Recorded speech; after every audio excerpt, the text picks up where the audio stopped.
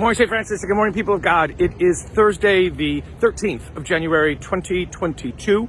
Coming to you this morning from morning drop-off here at the Franciscan School as we get ready for another morning here at our parish school. It is, again, still a little bit chilly, although it's going to get up to the 50s today. Looking forward to some snow, but it probably won't happen because this is Carolina. So we'll probably get either freezing rain or all rain. It's ridiculous. So anyway, today's readings on this Thursday of the first week in Ordinary Time, the first week of the year, we begin the great battles that the book of Samuel also talks about, in addition to Samuel and then Saul and David and things like that. The first battle is with the Philistines.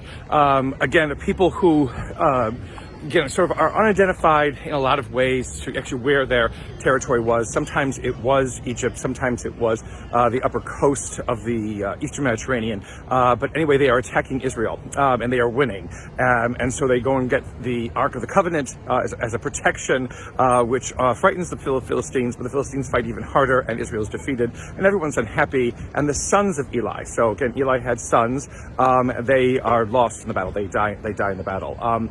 This will give rise to now the desire for a king, someone to lead the people of Israel, which is why then Eli will look, or Samuel, both Eli and Samuel will look to Saul to becoming the king of Israel, who is a good king for a while, we'll see, but then doesn't become such a good king after a while. And then David will be his successor, and there's a whole lot of drama that goes along with that.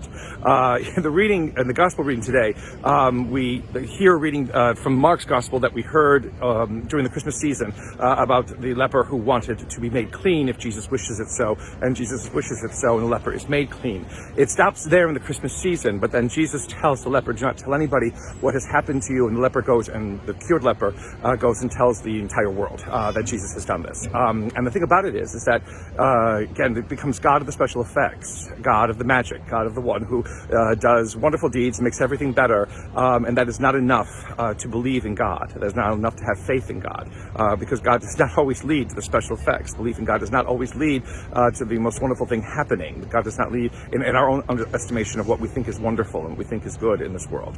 God works in God's own time. God works as God understands our needs deeper than we understand them ourselves. God works in ways that we have yet to imagine, to understand.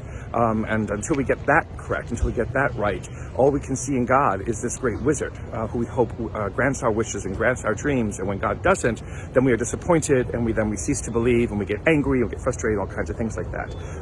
It is not a God of publicity. It is not a God of fame. It is a God who basically changes the human heart. That is the Christ who comes to us. That is the Christ who comes to us at Christmas. That is the Christ who gives us life, gives us new meaning to our lives. It is a change of the human heart, a change of our direction in our lives, a change of what is important and what is valuable in our lives, which is different than what the world and society think are valuable. To understand that gives us the hope that only God can give us. And may the Lord give you his peace.